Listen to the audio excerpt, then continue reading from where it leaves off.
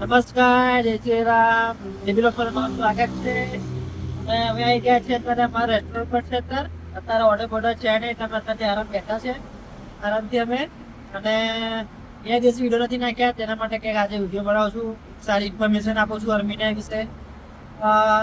Armenia લોકોને doubt છે કે ભાઈ આર્મેનિયા યુરોપમાં આવે છે અને લોકો એવું સમજીને આર્મેનિયામાં આવતા રહે છે, પણ ખરેખર એવું નથી. એના માટે આ વિડીયો બનાવું છું કે આર્મેનિયા શામાં ગણાય છે શું નહીં, તેના માટે વિડીયો બનાવું છું.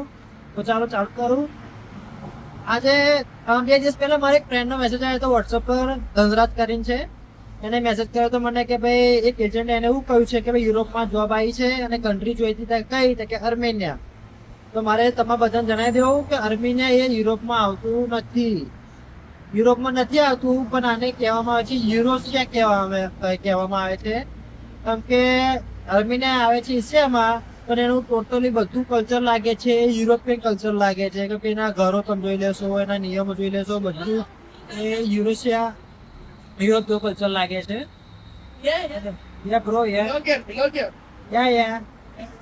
બધા આર્મેનિયન છોકરાઓ આવ્યા હતા, બધા વાતો કરતા હતા, એટલા માટે વાતચીત કરી લીધી એમના માટે. લોકો બધા ફ્રેન્ડલીઓ છે આગળ. અને બીજું જણાવી દેવું કે એજન્ટો તમને એવું કહીને આવે છે કે ભાઈ યુરોપમાં જોબ છે, આર્મેનિયામાં જોબ છે. ભાઈ આર્મેનિયા એ યુરોપમાં નથી આવતું. અમે સાચું કહી દઉં, કેમ કે અમે જોબ કરીએ છીએ, અમે બધા આર્મેનિયન છે. બધા અમારા બોસ, અમારા ફ્રેન્ડ બધા આર્મેનિયન છે. તો અમે પૂછ્યું હતું કે ભાઈ કેવું આર્મેનિયા યુરોપમાં જોઈન થવાનું છે.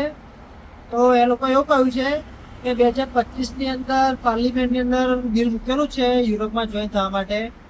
પણ એના જે બધા સિટીઝન છે એ લોકોને યુરોપમાં જોઈન નથી થવું, અને એની જે ગવર્મેન્ટ છે એને યુરોપમાં જોઈન થવું છે. એટલા માટે આ લોકો બિલ મૂકેલું હતું 2025માં. તો હજુ કંઈની કોઈ અપડેટ આવી નથી. પણ અહીંના લોકો એવું કહે છે કે 2 મહિનાની અંદર ઇલેક્શન આવે છે આ કન્ટ્રીમાં, તો આ ગવર્મેન્ટને લોકો કાઢવા માંગે છે. હવે પછી 2 મહિના પછી જો કે ચૂંટણી આવે છે, કે જો કદાચ આ ગવર્મેન્ટ જીતી જશે તો પછી યુરોપની અંદર આ કન્ટ્રી જવા માટે આગળ વધશે. અને કદાચ જો ગવર્મેન્ટ હરી જશે તો પછી હવે નસીબ પર રહેશે કે આગલી ગવર્મેન્ટ કેવું વિચારે છે, જો યુરોપમાં જોઈન થવું કે નથી થવું એ બધું આગળની ગવર્મેન્ટ વિચારશે. પણ અમને તો આ કન્ટ્રી યુરોપમાં નથી આવતી. અત્યારે આ કન્ટ્રી આવે છે ખાલી એશિયામાં લાગે છે, પણ યુરોશિયા કહેવામાં આવે છે.